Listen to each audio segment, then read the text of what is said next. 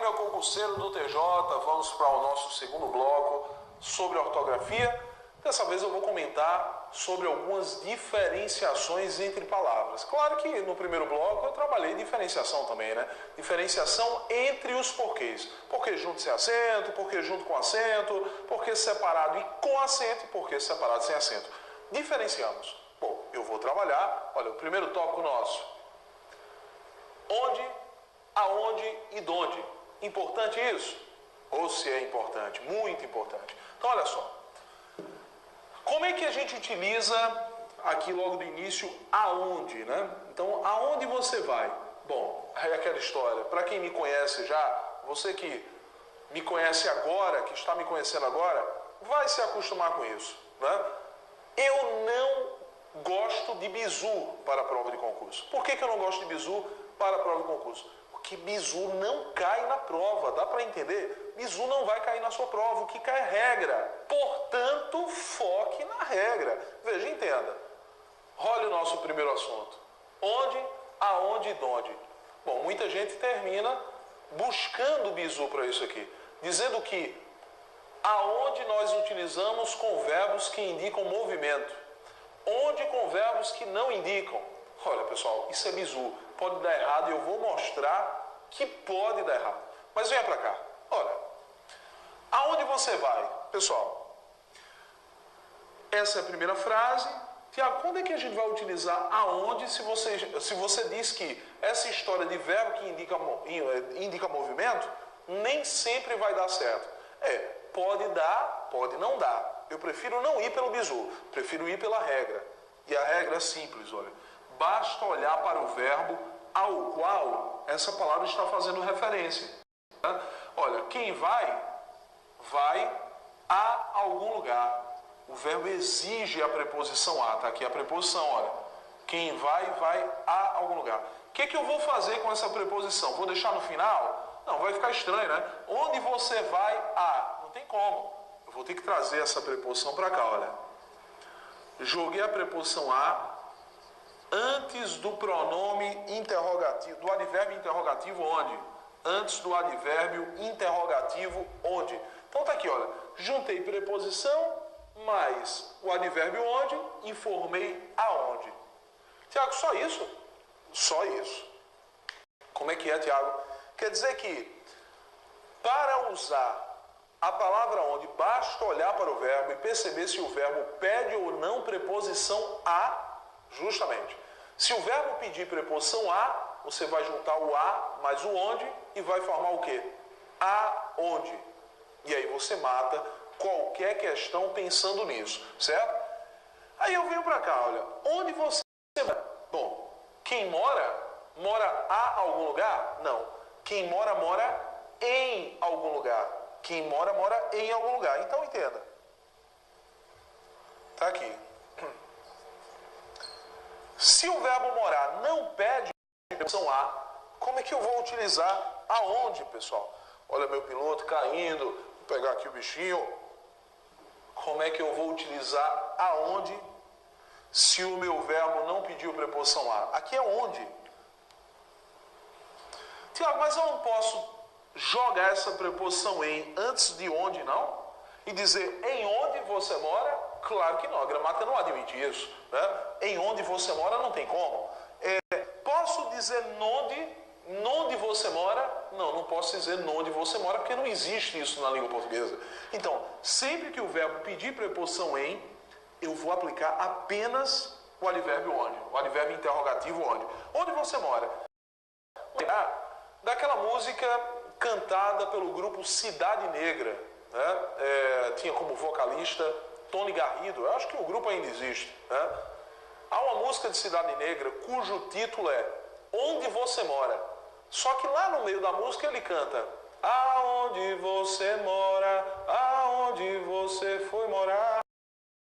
Ele coloca a preposição a antes da palavra onde, mesmo o verbo sendo a preposição a antes da palavra onde, mesmo o verbo não pedindo preposição a. Aonde você mora? Aonde você mora, nada. Onde você mora, onde você foi morar. Essa seria a construção correta. Há um erro lá na música, né? Tiago, e se eu quiser utilizar de todo jeito a preposição em. Bom, se você quiser utilizar a preposição em nessa frase com o mesmo sentido, você tem que eliminar o advérbio onde. Mas aí, olha, vamos lá. Eu posso construir da seguinte maneira. Em que lugar você mora? Bom, quem mora em algum lugar. Então tá aqui, olha. Eu posso jogar a preposição em aqui na expressão. Em que lugar você mora? Tranquilo. Mesmo sentido, onde você mora, em que lugar você mora, tudo belezinha, né? Então tá aí nossa aplicação da palavra onde ou da expressão em que lugar. Só aplico aonde se o verbo pedir preposição a. Opa, se o verbo pedir preposição em, eu só posso aplicar onde. Beleza, aí vem pra cá. De onde você vem? Bom, quem vem de algum lugar. Quem vem de algum lugar. O que eu vou fazer? Jogar a preposição de aqui, olha. Vou juntar a preposição de mais o advérbio interrogativo, onde. Aí eu tenho duas possibilidades. Ou eu digo, de onde você vem? De onde você vem? Correto. Ou junto os dois, olha, em um processo chamado contração. O que é contração? É quando você une duas palavras, né, e no caso uma preposição. Claro, você tem uma das palavras na contração, tem que ser uma preposição, certo? Então eu vou unir uma preposição mais outra palavra, e quando essa união traz uma perda de sonoridade, uma perda fonética, geralmente da preposição, eu chamo de contração. Então entenda, de mais onde? Houve a perda da sonoridade aqui do E, né? O E sumiu. De mais onde? Donde? Houve o caso de contração, eu digo de onde você vem, de onde você vem, porque o verbo pediu preposição de. Quem vem de algum lugar, de onde você vem, de onde você vem. Tudo bem? Coloquei aqui um caso de atenção, que é o seguinte. Onde você vai caminhar? Aonde você vai caminhar? Pessoal, entende o seguinte. Quando você vai pelo bizu, o bizu diz assim, verbos que indicam movimento exigem a palavra aonde. Verbos que não indicam movimento não exigem a palavra aonde, mas sim a palavra onde. Como eu disse a vocês, isso é bizu. Bizu pode dar errado, né? Aí eu venho para cá.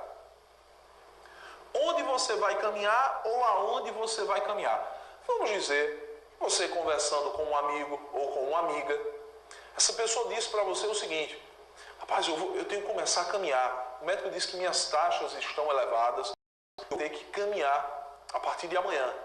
E você ficou em dúvida, na verdade, qual foi o lugar escolhido pela pessoa para caminhar. Você queria saber esse lugar que a pessoa escolheu para caminhar. Só que na hora de perguntar, você ficou em dúvida nisso aqui. Rapaz, como é que eu vou perguntar a essa pessoa? Eu pergunto, onde você vai caminhar ou aonde você vai caminhar? Só que aí você que gosta de bizu, lembrou da história de que verbos que indicam movimento pedem a palavra aonde. E pessoal, que eu saiba, o verbo caminhar indica movimento, porque ninguém caminha parado. Se você caminha, você está em movimento. Eu estou em movimento, caminhando, né? Então, se indica movimento, opa, olha o que eu devo utilizar. Aonde? Certo? Errado. Não posso utilizar aonde. Por que, Tiago? O verbo não indica movimento? Como eu disse a vocês, isso é bizu. Qual é a regra? Eu devo analisar a regência do verbo. Tenho que perceber se o verbo pede uma preposição a, para que eu possa aplicar aonde. Mas entende? Quem caminha a algum lugar? Não. Quem vai caminhar em algum lugar. A preposição pedida é a preposição em.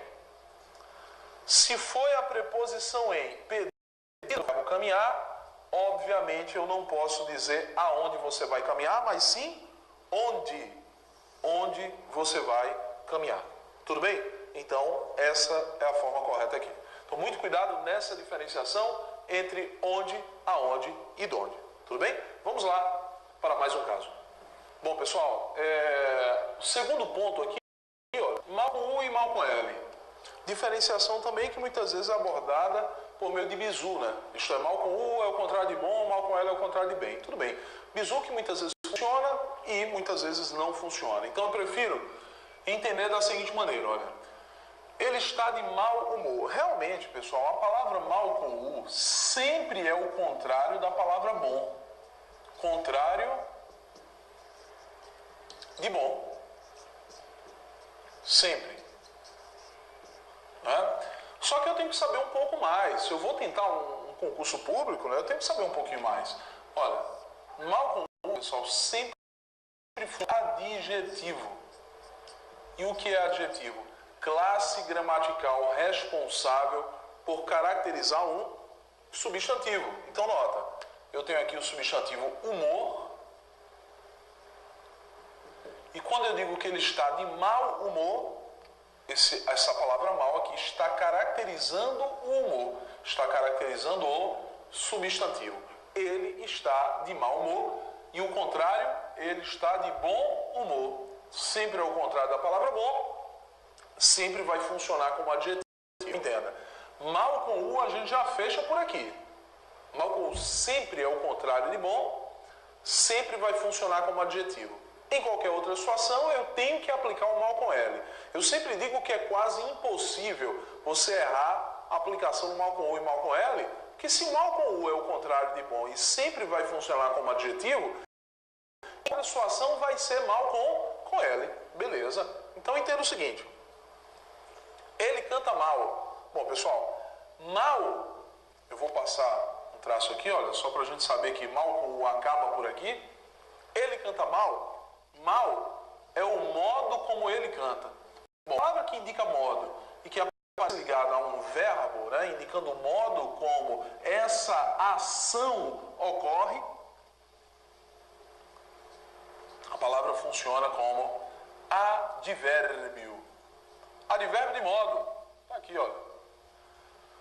Ele canta mal, é o modo como ele canta. Bom, se funciona como advérbio, não pode ser mal com U. Até porque não dá para dizer ele canta bom. Ele canta bom, não, nada disso. Ele canta bem, que seria o contrário, né? Que encaixa nessa situação. Ele canta mal, advérbio de modo, o modo como ele canta. Bom, só que quando eu digo o mal do século, mal com L, pessoal, não funciona mais como advérbio de modo. Mal com L aqui funciona como um substantivo. Tiago, como é que você sabe que mal com L funciona como substantivo aqui? Olha quem apareceu antes. Artigo. Então a característica da palavra mal com L, quando funciona como substantivo ela deve aparecer antecedida por artigo, pronome ou numeral. Artigo, pronome ou numeral. Está aqui. Um artigo, a palavra vai funcionar como substantivo. Mal saí de casa, a chuva começou. Nota, esse não é o modo como eu saí de casa. Aqui eu não tenho artigo, pronome ou numeral antes. O que eu tenho é mal com L, que funciona dessa vez como uma conjunção.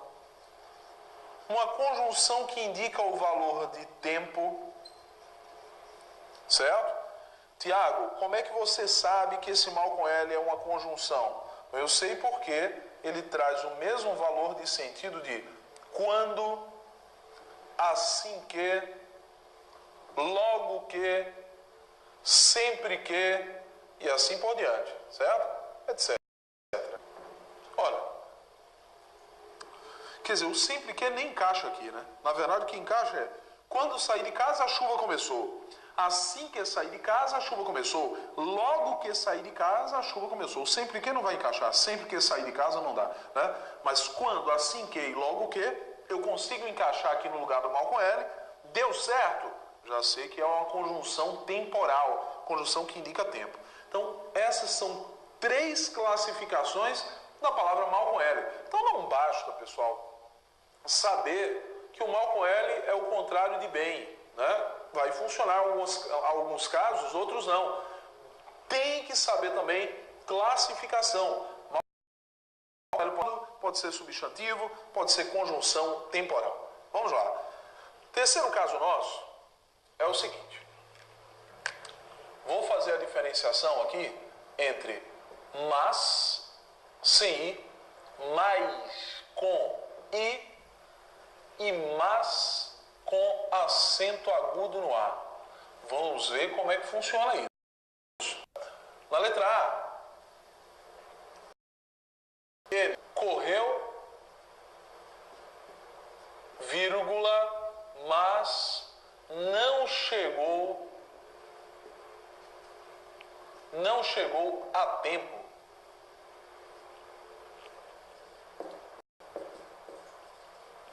Ele correu, mas não chegou a tempo. Bom,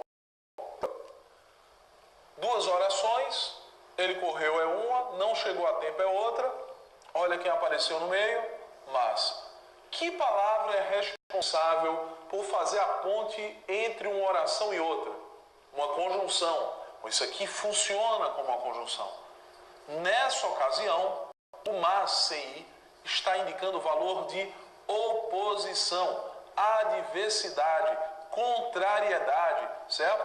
E é uma palavra sinônima de porém, contudo, todavia, entretanto, no entanto, certo? Então, olha, etc.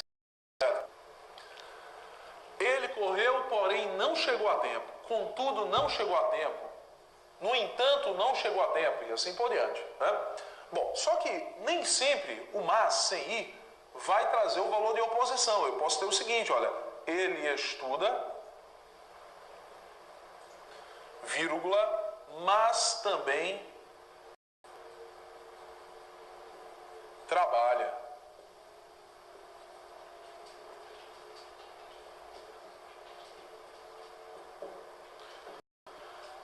Ele estuda, mas também trabalha. Pessoal, primeira oração, ele estuda.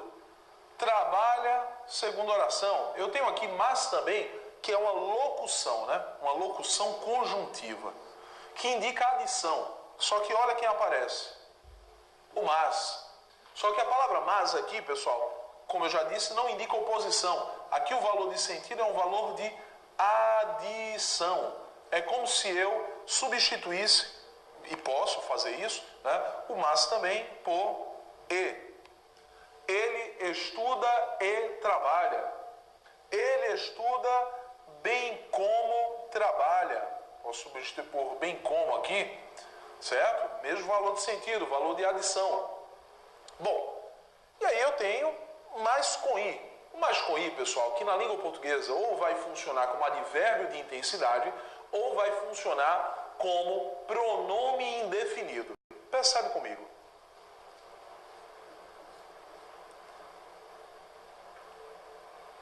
Deixa eu mudar aqui. Há mais pessoas na sala.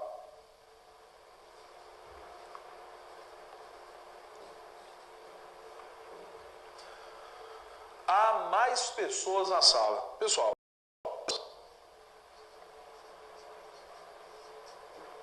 substantivo, certo? E aqui eu tenho mais. Como eu tinha dito a vocês, o mais com i poderá funcionar tanto como pronome, como poderá funcionar como advérbio de intensidade. Tiago, e como é que a gente vai ser? Bom, na verdade, o que a gente tem que lembrar? A gente tem que lembrar que existem 4 classes gramaticais que sempre aparecem ligadas a um substantivo. Quais são essas 4 classes gramaticais? Artigo, adjetivo, pronome e numeral. Essas 4 classes gramaticais sempre estão ligadas a quem? Ao substantivo. Artigo, adjetivo, pronome e numeral. Artigo, adjetivo, pronome e numeral sempre estão ligados a quem? Ao substantivo, certo? Advérbio sempre aparece ligado a adjetivo, a verbo ou a outro advérbio. Advérbio sempre aparece ligado a quem? adjetivo, verbo ou a outro advérbio. E aí, o que a gente nota nessa análise? Que o advérbio nunca aparecerá ligado a um substantivo. Advérbio nunca aparecerá ligado a um substantivo. Quem aparece ligado ao substantivo, artigo, adjetivo, pronome e numeral. Então entenda. A palavra mais com i aqui, pessoal, está ligada à palavra pessoas. Pessoas, qual é a classe gramatical? Substantivo. Há algum advérbio que pode aparecer ligado ao substantivo? De forma alguma. Então, se eu tenho a palavra mais com i ligada à palavra pessoas, com certeza não funciona como advérbio. Isso aqui funciona como um pronome indefinido. Tudo bem? Mas mais com i também pode funcionar como advérbio. Como assim?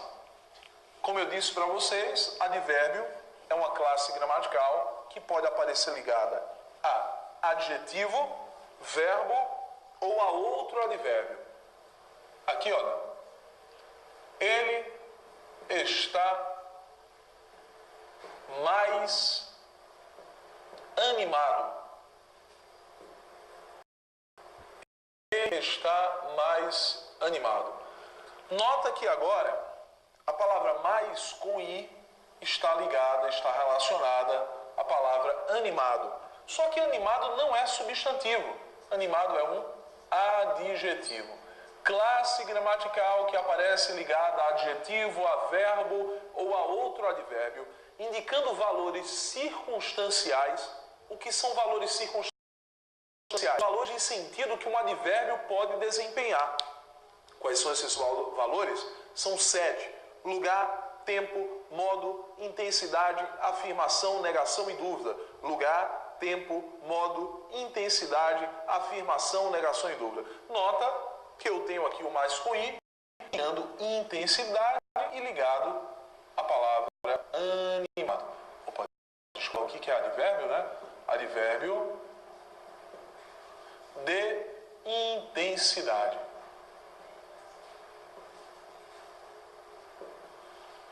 Advérbio de intensidade ligado aí ao adjetivo animado.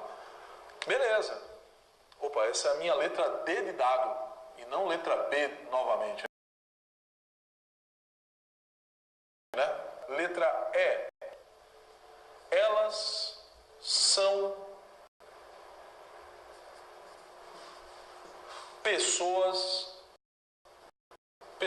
más. Elas são pessoas más. Tá aqui. Pessoal, é o seguinte. M-A-S, acento agudo no A, é uma palavra que sempre funciona como um adjetivo. Tiago, como é que você sabe que é adjetivo? Bom, primeiro porque a palavra mas, né, com acento no A, está ligada a um substantivo. Quem aparece ligado a substantivo é artigo, adjetivo, pronome e numeral. E, além disso, esse adjetivo é sinônimo de ruins. Elas são pessoas más, elas são pessoas ruins. E é o plural da palavra má. Ela é uma pessoa má, elas são pessoas más. O plural do adjetivo má. Tudo bem? Beleza. Então, temos aí nossa quarta diferenciação, nossa terceira diferenciação. E a quarta diferenciação, também muito importante, é a diferenciação entre seção com 2 S, seção com C e 2 S, seção com cedilha. Tudo bem? O que acontece aqui, pessoal? Eu tenho 3 palavrinhas. Aqui a nossa diferenciação vai ser a partir de significado, né? Então não há nenhuma regra para a aplicação disso aqui, apenas significado. Olha, você tem que lembrar que seção com S e 2 S é uma palavra sinônima de reunião ou intervalo de tempo. Exemplo, se eu digo, eu fui à sessão das 10 assistir a um filme. Eu fui à sessão das 10, assisti a um filme. Bom, sessão com S2S, que é a sessão utilizada para cinema, né?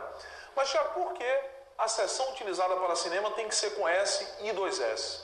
Porque é uma reunião. Quando você vai assistir a um filme, você se reúne com outras pessoas, mesmo que de maneira não intencional, para assistirem a um filme. Você vai a uma sala de cinema sabendo que não vai ficar sozinho na sala. Vai haver uma reunião de pessoas com o único objetivo, assistirem a um filme, né? Então, por isso, é uma reunião, uma sessão, né?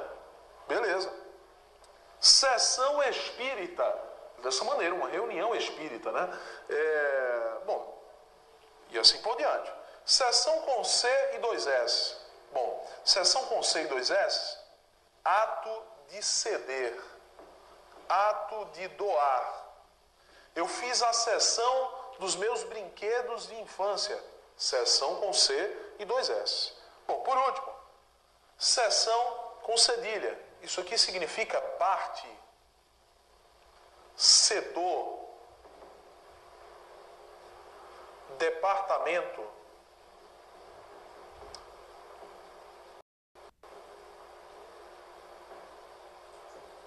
divisão, departamento, divisão. Certo? Lembrando, pessoal, que a palavra secção com C e cedilha, ela saiu basicamente da língua portuguesa após o novo acordo ortográfico, né? O novo acordo retirou-se a palavra secção, né? Que não é mais utilizada, pelo menos aqui no Brasil, né? Apesar disso, a gente sente falta dessa palavra. Porque, por exemplo, ninguém vai, por exemplo, num assunto de matemática, de geometria, eu fiz secção no plano geométrico, isto era, um corte no plano geométrico. Agora eu tenho que dizer, eu fiz uma seção no plano geométrico, né? Porque seção vai ser divisão, vai ser corte, de todo jeito. Então permanece essa palavra no lugar de seção, que era sinônima dessa, né? Bom, o significado aqui das palavras, né? Sem nenhuma complicação. Bom, vou lembrar também do seguinte. Vou lembrar de afim junto e afim separado. Bom, também uma questão de significado, pessoal. Afim junto significa semelhante. Eu e meu irmão temos ideias afins, isto é, afim junto, semelhantes. E afim separado indica finalidade. Indica finalidade. Finalidade. E é igual a para quê? A fim de quê? É igual a para quê? Ou a fim simplesmente é igual a para. Tudo bem? Sexto ponto. Bom, o sexto ponto nosso, que também está na apostila de vocês, se vocês forem lá na primeira página do material de vocês, vocês vão perceber, olha. Deixa eu ver, seguir a sequência aqui do material. Página 1, uso dos porquês. Temos aqui página 2. Olha, eu coloquei na sequência onde, aonde, mal com U, mal com L, seção, né? Foi o terceiro colocado aqui. O quarto eu coloquei acerca de. No quarto eu coloquei o quê? Seção, né? Mudei aí a ordem apenas, né? Seção. Deixa eu ver o que mais. Acerca de que a gente vai ver. Afim foi o sexto ponto, né? Mudei só a ordem, tá certo? Então vou ver aqui acerca de. Acerca de. Junto e cerca de. Olha, eu vou ver, eu vou trabalhar aqui um pouquinho diferente. Deixa eu ver como é que eu coloquei aqui no material para vocês. Não, coloquei exatamente assim, né? Coloquei acerca de e cerca de. Bom, se você vai a qualquer gramática, você vai perceber que a gramática vai colocar vários elementos. Acerca junto, acerca separado, acerca com o verbo haver, cerca de apenas. Bom, termina complicando. Na verdade, entenda. existem essas duas expressões aqui. A primeira, acerca de, que tem o mesmo valor de sentido de sobre ou a respeito de. Exemplo, falei acerca de política, falei sobre política, falei a respeito de política. E eu tenho aqui cerca de, uma expressão que sempre vai ser aplicada com o significado de aproximadamente. Sempre com esse valor de sentido, aproximadamente. Certo? Vamos ver isso em exemplos. Aqui eu acho importante colocar o exemplo para você visualizar. Então, olha, falei acerca de política.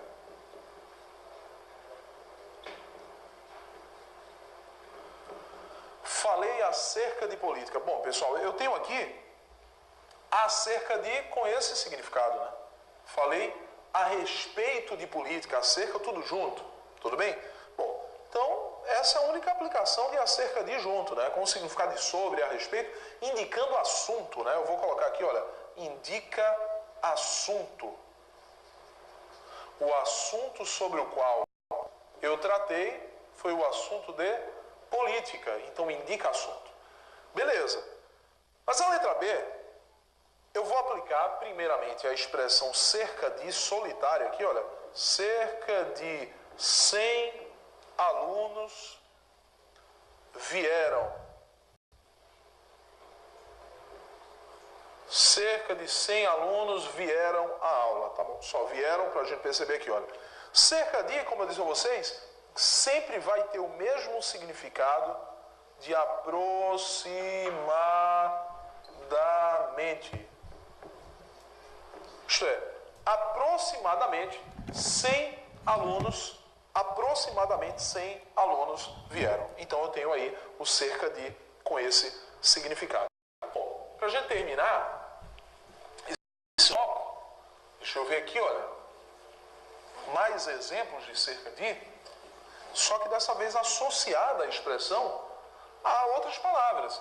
E na gramática ele prefere colocar como outras expressões o que não é, né? Então se eu digo assim, olha, acerca de 100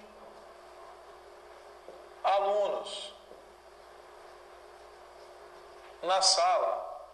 Acerca de 100 alunos na sala. Bom, pessoal, aquela história. Cerca de significa o quê? Aproximadamente. Não vou nem escrever tudo aqui para a gente não perder tempo. Aproximadamente. Então, olha, a do verbo existir, quer dizer, com o mesmo significado do verbo existir, né? A do verbo haver, obviamente, né? Mas com o significado de existir, né? Então, há ou existem cerca de 100 alunos na sala, ou melhor dizendo, há ou existem aproximadamente 100 alunos na sala. É a mesma aplicação, pessoal. Nota que se a gente retira a expressão cerca de, a frase continua com sentido. Há 100 alunos na sala, tirei aqui também, olha, 100 alunos vieram. Sempre que eu retirar vai ter sentido. Da mesma forma, olha, minha casa fica a cerca de 3 quilômetros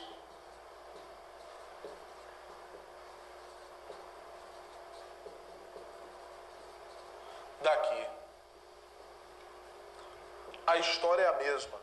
Cerca de significa aproximadamente. Vou abreviar aqui. Minha casa fica a aproximadamente 3 quilômetros aqui. Se eu retirar o cerca de, olha, vai ficar, minha casa fica a 3 quilômetros daqui.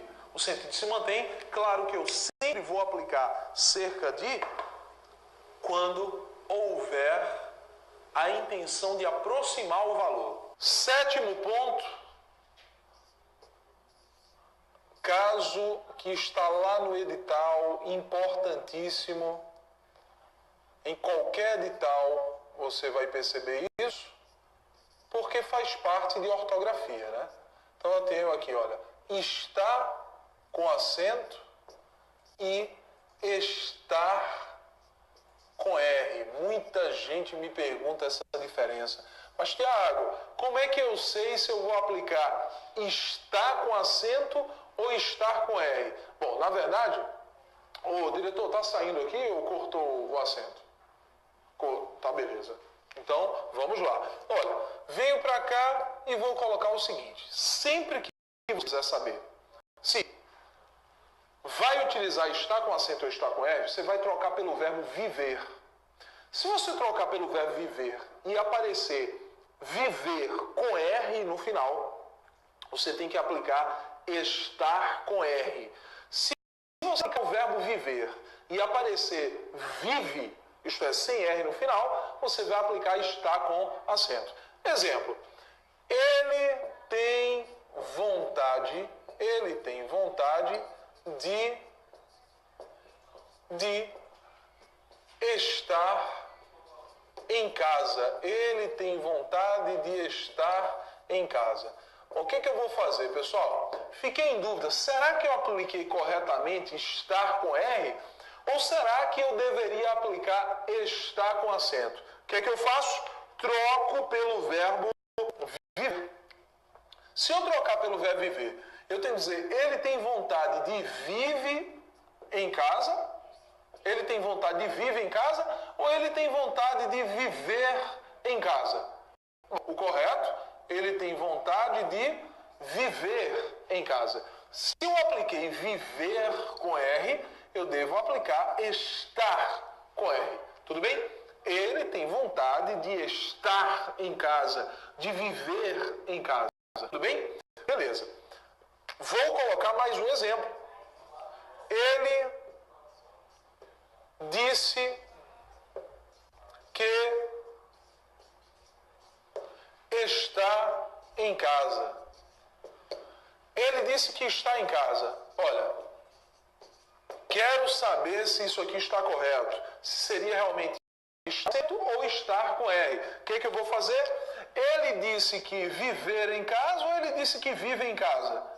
Ele disse que vive em casa. Se ele disse que vive em casa, ele disse que está em casa com acento. Então, sempre que você estiver com dúvida, você vai trocar pelo verbo viver.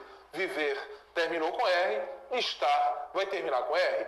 Viver não tem R no final, é apenas vive, o verbo estar vai ser com acento. Vou colocar mais um aqui. Gosto de estar... Aí fiquei em dúvida, vamos lá, vou deixar em branco aqui. Gosto de estar com meus amigos. Fiquei em dúvida. E agora, o que eu faço? Vou trocar pelo verbo viver. Gosto de vive com meus amigos ou gosto de viver com meus amigos? Eu gosto de viver com meus amigos. Eu gosto de viver com meus amigos. Então, se acabou com R, o verbo estar tem que ser com R. Aqui também. Gosto de viver com os meus amigos. Então, o que eu vou aplicar aqui? Gosto de estar com meus amigos. Sempre pensando desta forma, sempre substituindo pelo verbo viver, é uma técnica aqui para a gente saber se seria ou não o verbo estar com R, né? Se seria o verbo estar com R ou se seria o verbo estar com acento. Nosso oitavo ponto trabalha com a diferença entre meio e meia. Bom, na verdade, vamos aqui falar sobre a palavra meio, e a palavra meio na língua portuguesa funciona de duas maneiras. Ou vai funcionar como um numeral, ou vai funcionar como advérbio. Beleza? E advérbio de quê? Advérbio de intensidade. Vou colocar aqui, olha. Intensidade.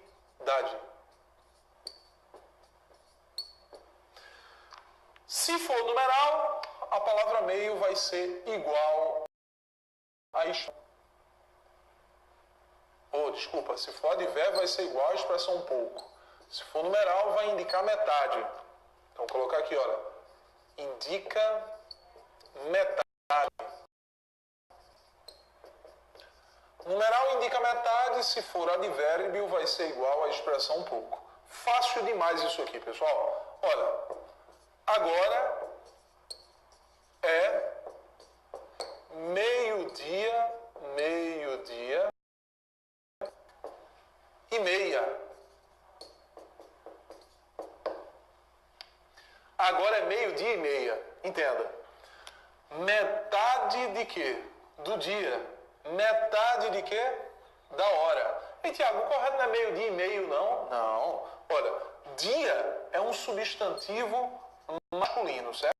O dia. Substantivo masculino. Então, o nosso numeral aqui tem que estar no masculino. É um numeral masculino. Tá aqui. Beleza. Meia está no feminino. É um numeral feminino. Por quê? Porque vai concordar com a palavra hora, que está implícita. É um substantivo feminino. Substantivo feminino. Beleza? Então, agora é meio-dia e meia. Isto é metade do dia e metade da hora. Né? Então, com certeza, eu tenho aqui duas situações em que a palavra meio funciona como numeral. Né? Porque indica metade nas duas situações. Eu comi meia maçã. Lembre que numeral é uma classe gramatical variável e advérbio é uma classe gramatical invariável. Advérbio não flexiona, certo? Numeral flexiona, advérbio não flexiona. Aqui, como eu tenho numerais, os numerais flexionaram de acordo com o seu substantivo. E para a gente encerrar, eu tenho o seguinte, olha, ela está meio nervosa. Ela está meio nervosa. Ei, Tiago, eu ouço muita gente dizendo que ela está meia nervosa. Errado, é? Totalmente errado. Então, não posso dizer que alguém está meia nervosa. Ela não está metade nervosa e metade não está. Não é isso. Na verdade, o que é que eu entendo aqui? Que ela está um pouco nervosa. Então, a palavra meio aqui funciona como um advérbio. Um advérbio, certo? E tem o mesmo valor da expressão um pouco. Ela está um pouco nervosa. Se for advérbio, não pode flexionar. Por isso eu não posso dizer ela está meia nervosa. Entendido esse ponto 8? Então é isso. Está aqui. Ponto 8. Palavra meio ou funciona como numeral ou funciona como advérbio.